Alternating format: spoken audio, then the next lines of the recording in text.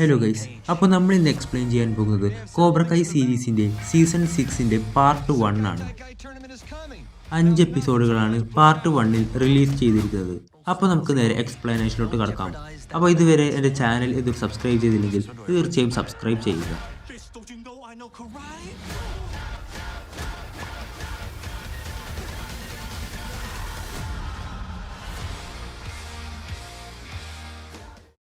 ഈ എപ്പിസോഡിൻ്റെ തുടക്കത്തിൽ കാണിക്കുന്നത് ജോണിയുടെ വീടാണ്.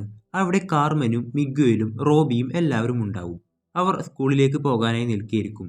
ഡാനിയലിൻ്റെ വീട്ടിലാണെങ്കിൽ സാമും ആൻ്റണിയും സ്കൂളിലേക്ക് പോകാനായി ഒരുങ്ങുന്നു. ആ സമയം ചോസൺ നല്ല അടിപൊളി ഡ്രസ്സൊക്കെ ഇട്ട് ഹാളിലേക്ക് വരും. പതിവ് പോലെ അമാൻഡയ്ക്ക് അത് ഇഷ്ടപ്പെടില്ല. അന്നത്തെ പത്രത്തിൽ ടെറി സിൽവറിനെയും ക്രീസിനെയും കുറിച്ചുള്ള ന്യൂസ് ആയിരിക്കും ഉള്ളത്. ശേഷം അവരുടെ സ്കൂളാണ് കാണിക്കുന്നത്. ഹോക്കും ഡെമിട്രിയും ടോറിയും ഡേവോണും എല്ലാവരും എത്തിയിട്ടുണ്ടാകും. അതിനിടയിൽ ആൻ്റണിയും കെന്നിയും തമ്മിലുള്ള ഒരകൽച്ച തീർന്നിട്ടുണ്ടാവില്ല. ശേഷം ഡാനിയൽ കാറിലൂടെ പോകുന്നതിനിടയിൽ ടെറി സിൽവറിൻ്റെ കോബ്ര കൈ ഡോജോയുടെ ലോഗോ കുപ്പത്തൊട്ടിയിൽ ഇടുന്നതായിരിക്കും അവൻ കാണുന്നത്. അതിനുശേഷം കാണിക്കുന്നത് ഡാനിയലിനെയും അമാൻഡയെയുമാണ്. ഒരു പ്രശ്നവുമില്ലാതെ കരാട്ടെ യുദ്ധവുമൊന്നും ഇല്ലാത്ത ഈ ദിവസങ്ങളൊക്കെ എത്ര അടിപൊളിയാണ്. അമാൻഡ, സാമും ആൻ്റണിയും ഹൈസ്കൂളിൽ പോയി തുടങ്ങിയിരിക്കുന്നു. ഇനിയും ഈ കരാട്ടയും ടൂർണമെൻറ്റൊക്കെ വേണോ? അപ്പോൾ ടെറി സിൽവർ സെക്കായ് ടെക്കായ് ടൂർണമെൻറ്റ് വഴി കോബ്ര കൈയെ വേൾഡ് വൈഡ് എത്തിക്കാനാണ് ശ്രമിച്ചിരുന്നത്. പക്ഷേ ഇപ്പോൾ നമ്മുടെ കുട്ടികൾ അതിൽ ജയിക്കുകയാണെങ്കിൽ എവിടെയും മിയാഗി ഡോ ആയിരിക്കും അറിയപ്പെടാൻ പോകുന്നത്. പിന്നെ ഈ ടൂർണമെൻറ്റിന് ശേഷം എൻ്റെ ഈ ഫുൾ ടൈം സെൻസെ ഞാൻ അവസാനിപ്പിക്കും എന്ന് പറയും. ശേഷം ജോണി മിഗ്വേലിനെയും റോബിയെയും കൂട്ടി ഡോജോയിലേക്ക് പോവുകയാണ്. പക്ഷേ മിയാഗി ഡോയിലേക്ക് ആയിരിക്കില്ല, ഈഗിൾ ഫാങ്ങിൻ്റെ ഡോജോയിലേക്കായിരിക്കും കൊണ്ടുപോകുന്നത്. പക്ഷേ അവിടെ എത്തുമ്പോഴേക്കും എല്ലാം അടിച്ചു പൊളിച്ച് നശിപ്പിച്ചിട്ടുണ്ടാകും. അങ്ങനെ ആ ഡോജോൻ്റെ കാര്യത്തിൽ ഒരു തീരുമാനമായിട്ടുണ്ടാകും. ശേഷം മിയാഗി ഡോയിൽ എല്ലാ കുട്ടികളും ട്രെയിൻ ചെയ്യുന്നുണ്ടാകും. ആ സമയം കഴിഞ്ഞ സീസണിലെ ലാസ്റ്റ് എപ്പിസോഡിൽ കെയ്ലറിൻ്റെ ടീമിലേക്ക് കാലുമാറിയവൻ വീണ്ടും അവിടേക്ക് മടങ്ങി വരും. അവൻ ഞാൻ ചെയ്തത് തെറ്റാണ്, സോറി എന്ന് പറഞ്ഞ് അവൻ പുതിയ ടീഷർട്ടൊക്കെ കാണിച്ചു കൊടുക്കും. അവൻ്റെ ബെസ്റ്റ് ഫ്രണ്ട് തന്നെ അവനെ സ്വീകരിക്കുകയാണ്. ആ സമയം മിഗ്വേലും റോബിയും അവിടെ എത്തും. അവർ സാമിൻ്റെയും ടോറിയെയും ഒരകൽച്ചയായിരിക്കും ശ്രദ്ധിക്കുന്നത്. അങ്ങനെ ജോണിയും ഡാനിയലും ചോസനും ഒരുമിച്ച് നിൽക്കുന്ന സമയത്ത് ഹോക്കും ഡെമിട്രിയും വന്ന് ട്രെയിനിങ് തുടങ്ങുന്നതിന് മുമ്പ് ഞങ്ങൾക്കൊരു കാര്യം കാണിക്കാനുണ്ട്.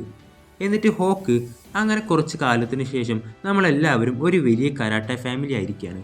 സെക്കായ് ടെക്കായ് ഏറ്റവും പ്രസ്റ്റീജിയസ് ആയിട്ടുള്ള ഒരു കരാട്ടെ ടൂർണമെൻ്റാണ്. അതുകൊണ്ട് ഞങ്ങൾ ഒരു പുതിയ ഡോജോനെയും കണ്ടുപിടിച്ചിരിക്കുന്നു. അതാണ് മിയാഗി ഫാങ് കരാട്ടെ എന്ന് പറഞ്ഞ് കാണിച്ചു കൊടുക്കും. പക്ഷേ ഇത് ഡാനിയലിന് അത്ര ഇഷ്ടപ്പെട്ടിട്ടുണ്ടാകില്ല. ശേഷം ഡാനിയൽ അവരോട് നമ്മൾ ആ ലോഗോ ഉപയോഗിക്കില്ല. മിസ്റ്റർ മിയാഗി നമ്മൾ വളരെ ആദരവോടെ കാണേണ്ട ഒരാളാണ്. അതിലുള്ള ആ ഫോട്ടോ വരെ കണ്ടില്ലേ, മിയാഗിക്ക് കൂർത്ത പല്ലൊക്കെ വെച്ച് കൊടുത്ത് ഒരു കരാട്ടെ വാമ്പയറിനെ പോലെ. ജോണി, എന്നാൽ നമുക്ക് ഈഗിൾ ഡോ ഫാങ് എന്ന് വെച്ചാലോ എന്ന് ചോദിക്കുമ്പോൾ ഡാനിയൽ, ഒരു ഡോജോനെയുമിലൊക്കെ എന്തിരിക്കുന്നു ചോസൻ, മിയാഗി ഡോന് ഒരു ട്രഡീഷനുണ്ട്, ഇതൊന്നും പറ്റില്ല എന്ന് പറയുമ്പോൾ അവിടുന്ന് ജോണിയും ചോസനും ചെറുതായിട്ടൊന്ന് ഉരസും. ഡാനിയൽ, നിങ്ങളിപ്പോൾ ഫൈറ്റ് ചെയ്തുകൊണ്ട് ഇത് സോൾവ് ആവില്ല. ചോസൺ, ഇത് സോൾവ് ആവണമെങ്കിൽ ഫൈറ്റ് തന്നെ വേണം, അതും ഞാനും നീയും മാറ്റിൽ വെച്ച്.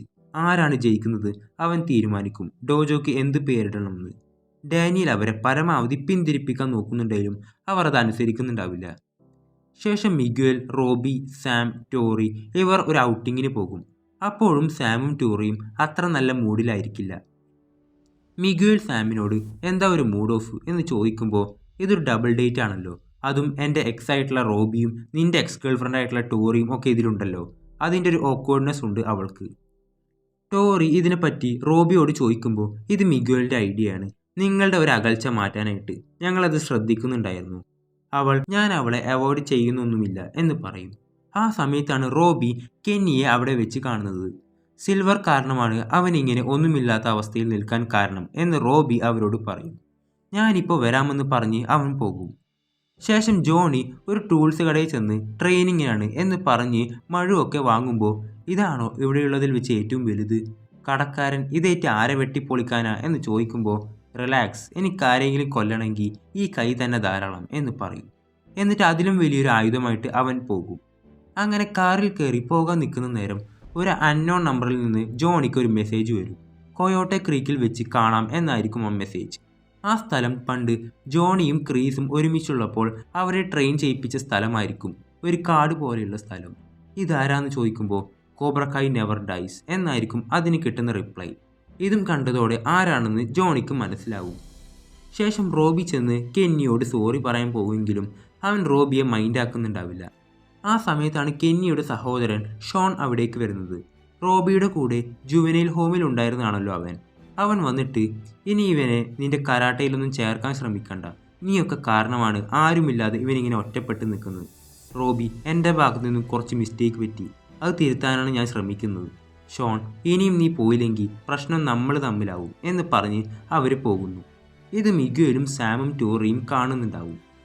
ശേഷം ചോസൻ ജോണിയുമായിട്ടുള്ള മത്സരത്തിനായുള്ള ട്രെയിനിങ്ങിലായിരിക്കും. ഡാനിയൽ വന്ന് ഒരുപാട് കോംപ്രമൈസ് ആക്കാമെന്നൊക്കെ പറയുമെങ്കിലും അവനത് കേൾക്കില്ല. ശേഷം ജോണി കൊയോട്ടെ ക്രീക്കിലേക്ക് എത്തിയിട്ടുണ്ടാകും. അവിടെ എത്തുമ്പോൾ ഒരാൾ കുറച്ച് കുട്ടികൾക്ക് കരാട്ടെ ക്ലാസ് എടുത്തു കൊടുക്കുന്ന ശബ്ദം കേട്ട് ആ വഴി പോകും.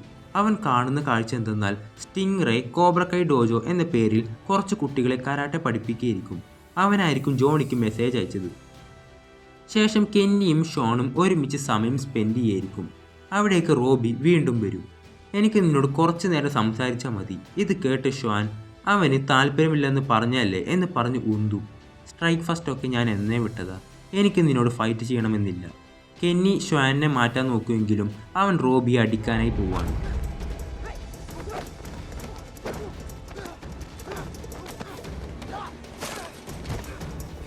ആ സമയം മിഗ്വേൽ അവിടേക്ക് വരും.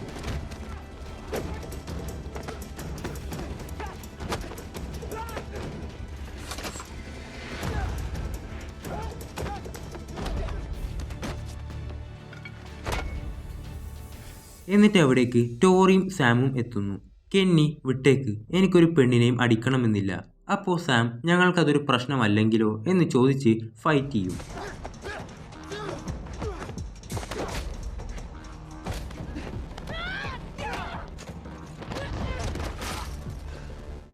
എന്നിട്ട് അവിടേക്ക് സെക്യൂരിറ്റി വരുന്നുണ്ടെന്നറിഞ്ഞ ഷ്വാൻ കെന്നിയെ കൂട്ടി അവിടുന്ന് പോകുന്നു. ഇതോടെ സാമും ടോറിയും തമ്മിലുള്ള ഒരകൽച്ച ഏതാണ്ട് തീരുകയാണ്. ശേഷം കൊയോട്ടെ ക്രീക്കിൽ ജോണി, ഈ കുട്ടികളൊക്കെ ഏതാണെന്ന് ചോദിക്കുമ്പോൾ, അത് ഞാനൊരു കോബ്രക്കായുടെ നോട്ടീസ് അടിച്ചിരുന്നു, അത് കണ്ട് വന്നതാ. സോറി, നിങ്ങളുടെ ഫോട്ടോയുണ്ട്, നിങ്ങളുടെ ഫേസ്ബുക്കിൽ നിന്ന് കിട്ടിയതാ എന്ന് പറയും. ജോണി, ഈ കോബ്രക്കായ് നിർത്താനായി ഞങ്ങൾ എത്ര കഷ്ടപ്പെട്ടിട്ടുണ്ടെന്നറിയോ? അപ്പോഴാണോ നീ ഇത് വീണ്ടും കുത്തിപ്പൊക്കാൻ നോക്കുന്നത്? സ്റ്റിംഗ് റേ, ഇത് ശരിക്കും അടിപൊളിയാണ്. ഇത് നിർത്തുന്നതിന് പകരം പുതിയൊരു ജനറേഷനെ കോബ്രക്കായിലൂടെ വാർത്തെടുക്കുകയാണ് നമ്മൾ ചെയ്യേണ്ടത്. ജോണി, നീ എന്ത് വേണേലും ചെയ്യ്, ഞാനില്ല, വൈകിട്ട് ചോസനായിട്ട് അടിയുണ്ടാക്കാനുള്ളതാ എന്ന് പറഞ്ഞ് പോകാൻ നിൽക്കുമ്പോൾ അവൻ, ഈ ജോണി ലോറൻസ് എന്നു മുതല ഇങ്ങനെ മൊണ്ണയായി തുടങ്ങിയത്? ഇത് കേട്ട ജോണി, നീ എന്താ എന്നെ വിളിച്ചേ? അയ്യോ, ഞാൻ അങ്ങനെ ഉദ്ദേശിച്ച് പറഞ്ഞതല്ല. എനിക്കറിയാം കോബ്രക്കായ് ഇപ്പോൾ നിലം പരിശായിട്ടിരിക്കുകയാണ്. പക്ഷെ നിങ്ങൾ തിരിച്ചു വന്നാൽ സ്റ്റുഡൻസ് ഒക്കെ താനെ വന്നോളും. ആ ക്രീസ് എന്നെ ചതിച്ച പോലെ ആയിരുന്നില്ല നിങ്ങൾ. എന്നെ കൂടെ നിർത്തി എല്ലാം പഠിപ്പിച്ചു. എനിക്ക് എന്നോട് തന്നെ ബഹുമാനം തോന്നിപ്പിക്കുന്ന കാര്യങ്ങളായിരുന്നു അതൊക്കെ. കോബ്രക്കായ്ക്ക് ഇപ്പോഴും ചാൻസ് ഉണ്ട്. നിങ്ങൾ സെൻസെയാണ്, സ്റ്റുഡൻ്റ് അല്ല. ആ ബാഡാസ് ഡോജോയിലെ ബാഡാസ് സെൻസെ എന്ന് പറയും. ശേഷം സാം വീട്ടിലെത്തി ഡാനിയലിനോടും അമാൻഡയോടും ഞാനും ടോറിയും തമ്മിലുള്ള പ്രശ്നങ്ങളൊക്കെ അവസാനിച്ചെന്ന് പറയും. ഇത് കേട്ട ഡാനിയലിന് പിള്ളേര് വരെ നന്നായി, എന്നിട്ടും ഇവരെ പഠിപ്പിക്കുന്ന നമുക്കാണല്ലോ ഒത്തൊരുമയില്ലാത്തത് എന്ന ചിന്തയിലായിരിക്കും അവൻ. ശേഷം ചോസൻ ഫൈറ്റിന് പ്രിപ്പയർ ആയിക്കൊണ്ടിരിക്കുകയാണ്. ഡാനിയൽ, ഈ ഫൈറ്റിൽ ജോണി ആയിരിക്കണം ജയിക്കേണ്ടത്. അപ്പോൾ ഞാനെന്താ അവന് തോറ്റു കൊടുക്കണമെന്നാണോ?